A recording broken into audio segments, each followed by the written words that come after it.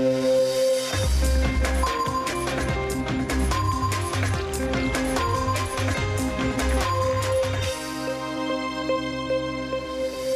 Pascoli, tensione tra genitori e comune, la sede futura sarà decisa la prossima settimana. Dopo i vandalismi, un patto sociale tra quartiere Rondo Brenta e amministrazione a favore dei giovani. Predazioni senza fine a San Michele, uccise 5 pecore nell'arco di 24 ore, proprietario esasperato. Si sbarazzano dei gattini di una cucciolata lanciandoli da un'auto in corsa, orrore fra Tezze sul Brenta e Cittadella. Festa del Santo, 60.000 pellegrini hanno pregato e celebrato Antonio di Padova, le emozioni della processione. Su Rete Veneta fino a domani anche la festa delle penne nere per la Donata Triveneta in corso a Conegliano. Quarto posto nella classifica nazionale del FAI per il monastero di Campese e il suo archivio storico. Eseguita oggi l'autopsia su fatto Scena, ritrovato morto a Fontaniva, si indaga per omicidio volontario.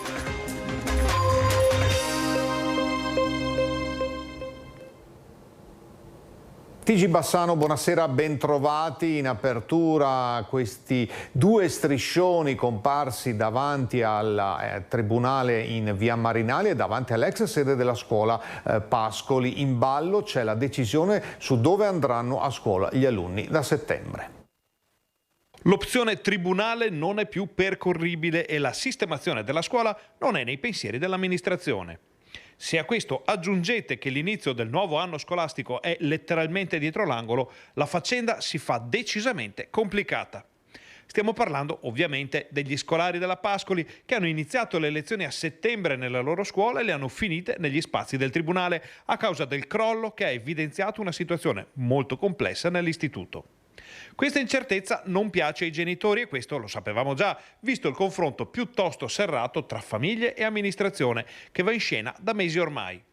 E così qualcuno ha deciso di ribadire le proprie posizioni, affiggendo alla ringhiera della scuola chiusa un lenzuolo con la scritta spray «La Pascoli non molla».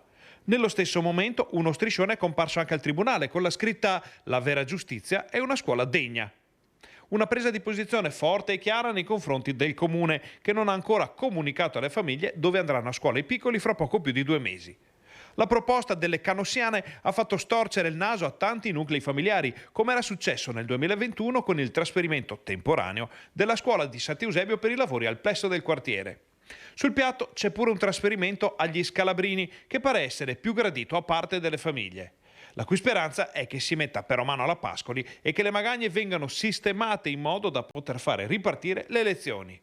Ma, dicevamo, questa opzione non è nell'agenda municipale. La tensione sale quindi e il sindaco Nicola Finco risponde così agli striscioni.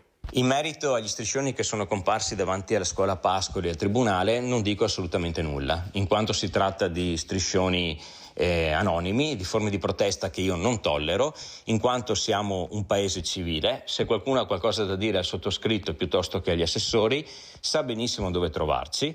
Le nostre porte sono sempre aperte, anche perché non ci siamo mai negati al dialogo e al confronto.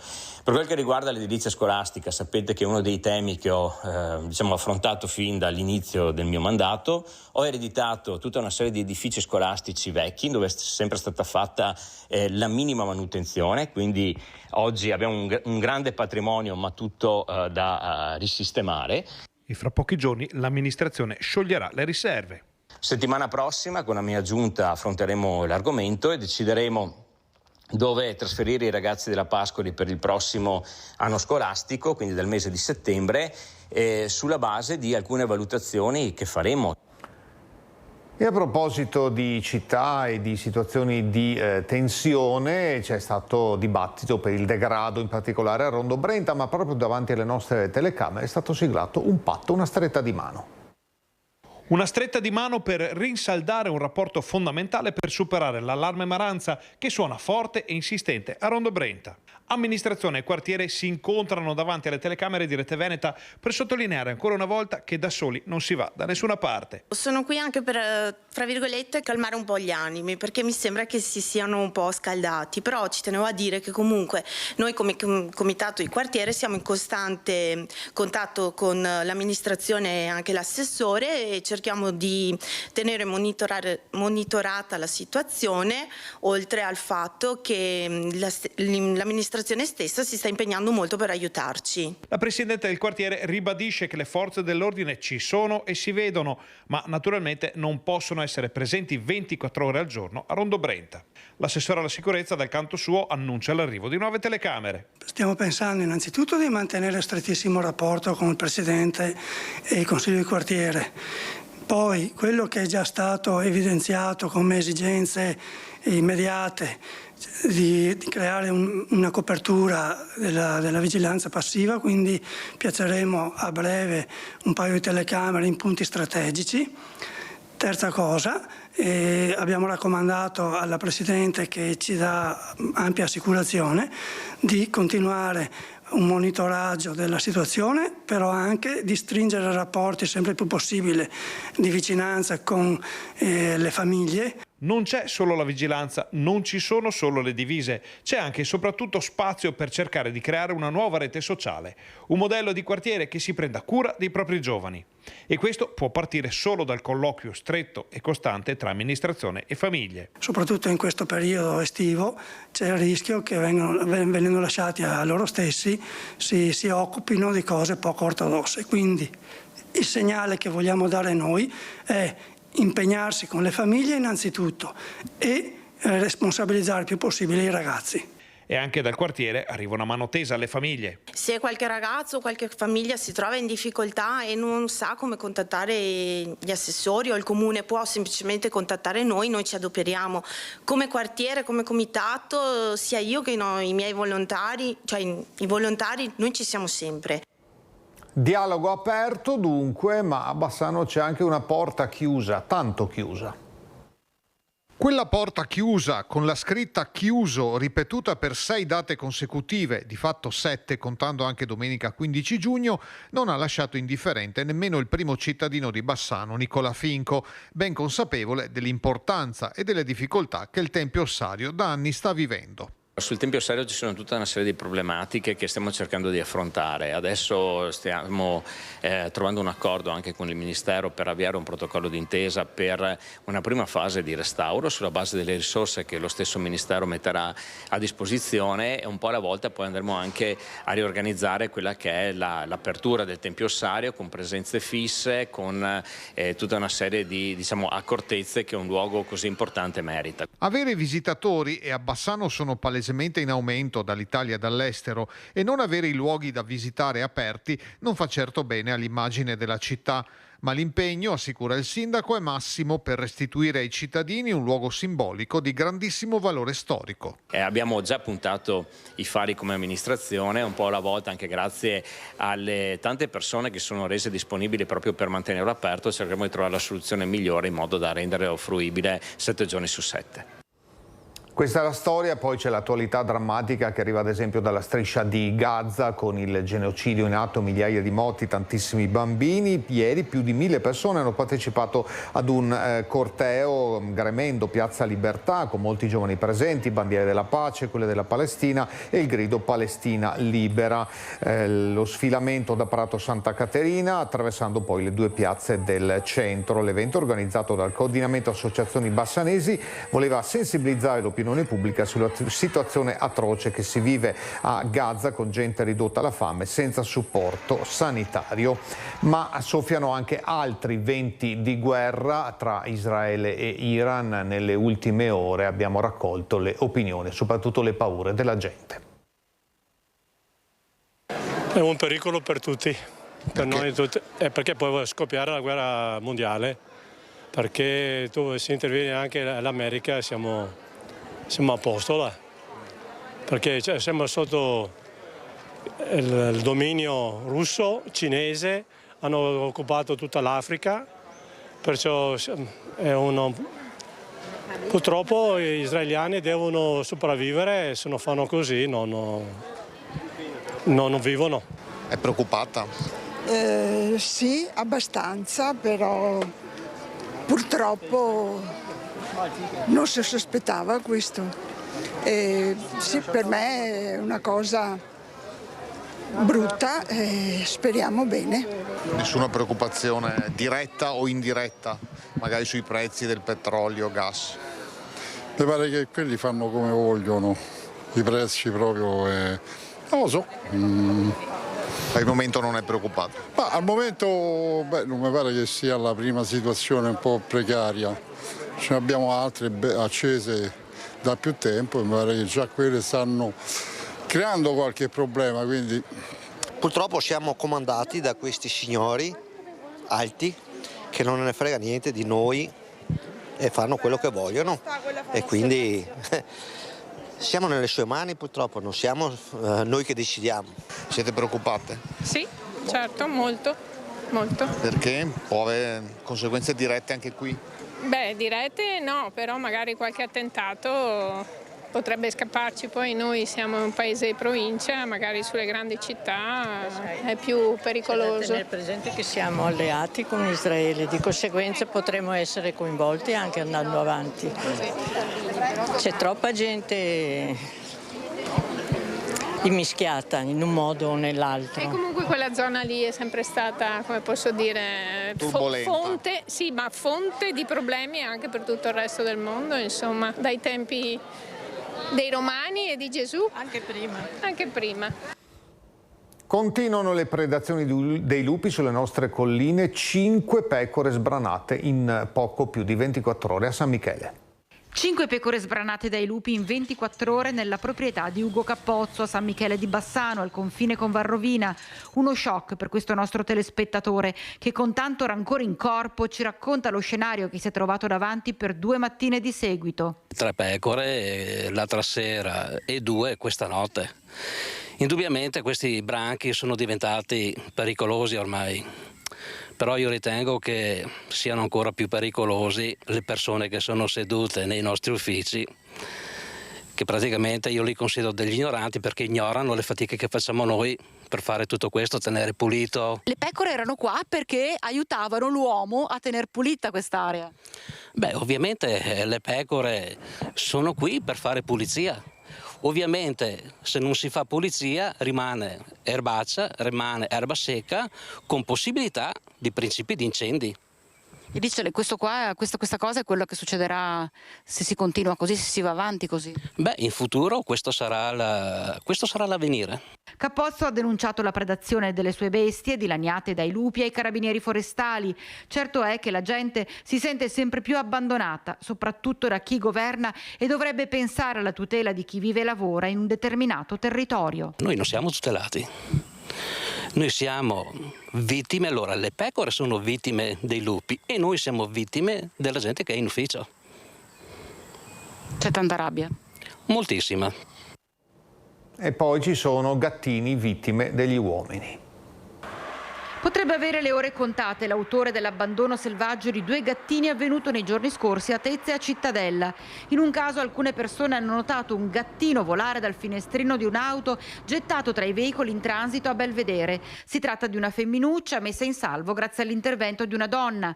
A Cittadella è stato raccolto invece un altro gattino trovato abbandonato sempre in mezzo alla strada. Molto probabilmente si tratta di fratellini di cui qualche incosciente ha deciso di liberarsi, rischiando di ferirli oltre che creare incidenti stradali.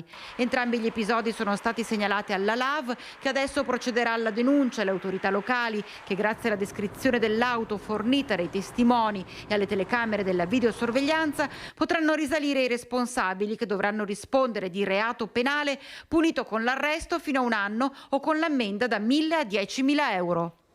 Dalle notizie brutte alle feste, ieri grandissima partecipazione a Padova e anche davanti agli schermi di Rete Veneta per la festa del Santo, momento culmine come sempre la processione.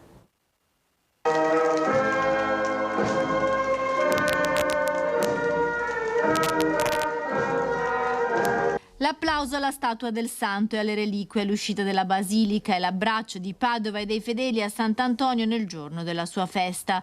L'immagine così bella e iconica di Sant'Antonio che vediamo ora dalla statua. Il commento di Fra Andrea Vaona accompagnato nella preghiera durante la diretta di Rete Veneta e TV12 dall'alba fino alla chiusura della basilica. La processione lungo le strade della città del santo è il momento più atteso e partecipato dai pellegrini. La prima reliquia ad uscire è quella del mento portato portata come da tradizione a spalla dai macellai militi dell'Immacolata. Con l'andare degli anni siamo diventati il custodi del mento.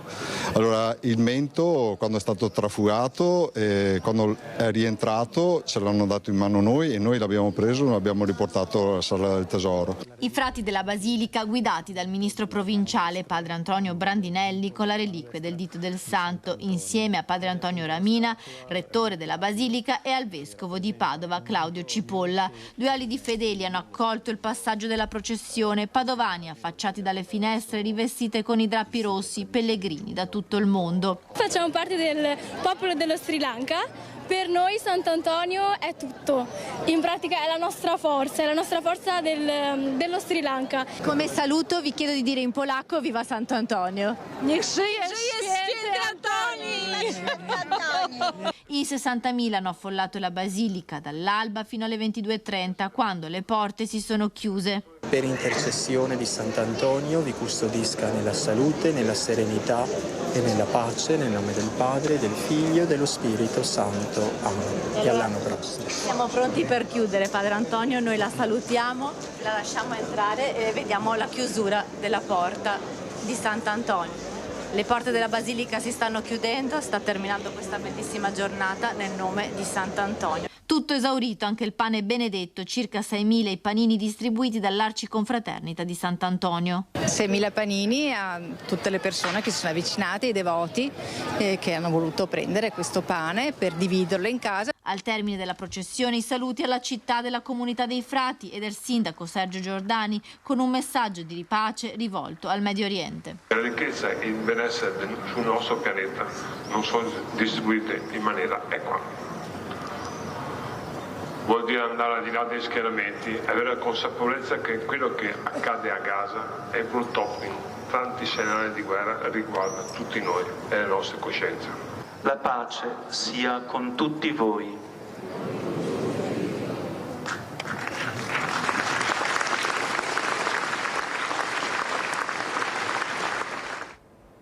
Da una festa con la nostra diretta ad un'altra, quella degli alpini, adunata Triveneta Conegliano, sul posto per noi. Ferdinando Garavello.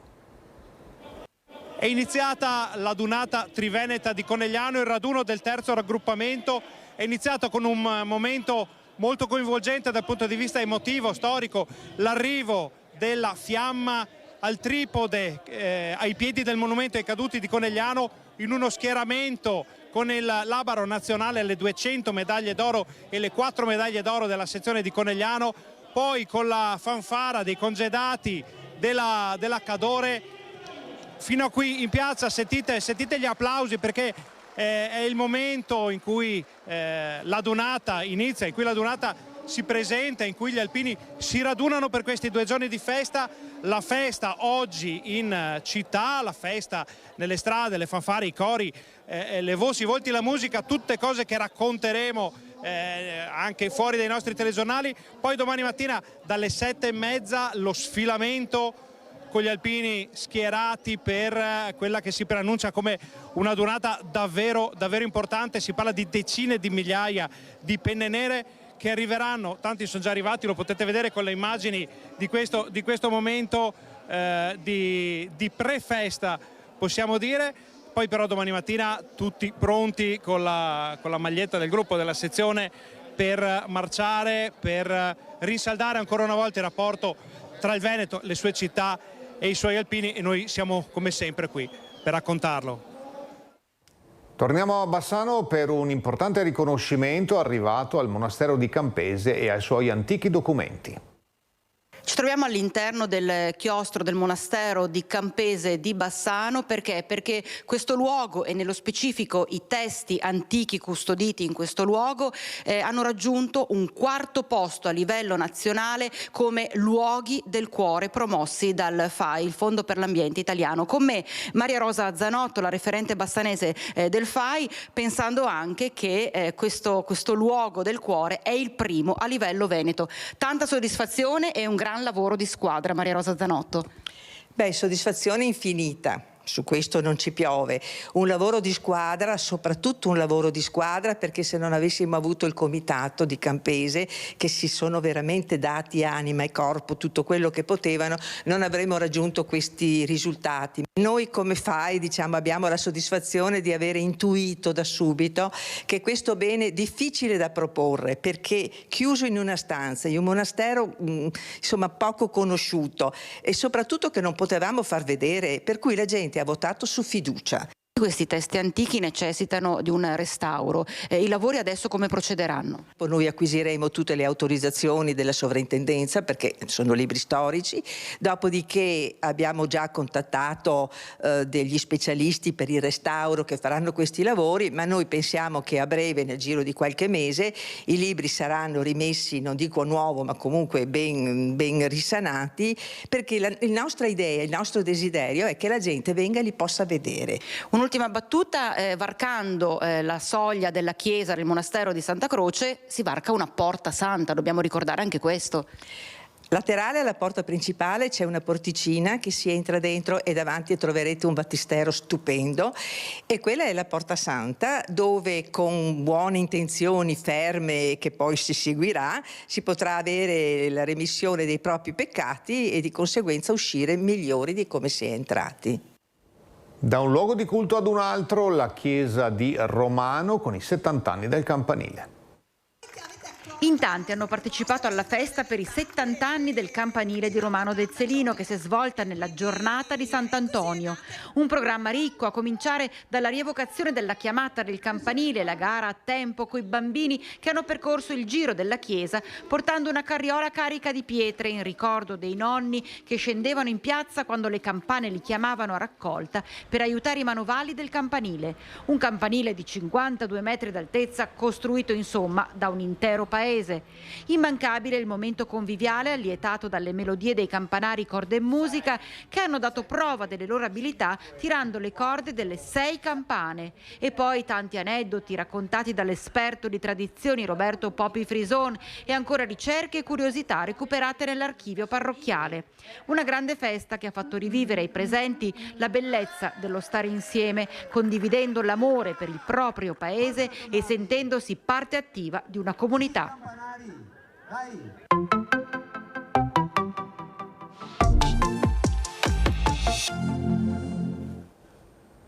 La cronaca con gli ultimi aggiornamenti sulla morte del 58enne albanese trovato a Fontaniva.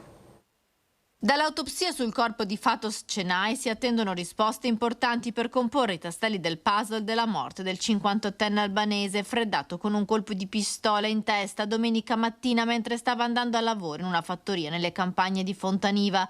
L'esame, che verrà effettuato oggi pomeriggio dopo l'incarico affidato dal pubblico ministero, dovrà chiarire le cause della morte dell'ex guardia penitenziaria, delineando i danni provocati dal proiettile, cercando di stabilirne il calibro, visto che sul luogo del delitto non è stato ritrovato il bossolo. Fatos Cenay è morto in ospedale dopo 3 giorni di agonia. Il proiettile lo ha colpito vicino all'orecchio ed è uscito dalla tempia. Ancora mistero sul movente. I carabinieri non escludono nessuna pista, dall'agguato allo sparo accidentale. La famiglia dell'uomo però da giorni vive nella paura. Fatos Cenay si era trasferito da un paio di anni in Italia dall'Albania per raggiungere la moglie e la figlia che vivono a Fontaniva. Nel suo paese per tutta la vita aveva fatto l'agente della polizia penitenziaria. Appuntamento dalle 21 con i cori degli alpini per la Dunata Triveneta a Conegliano, a seguire la Gimkhana di Onara di Tombolo.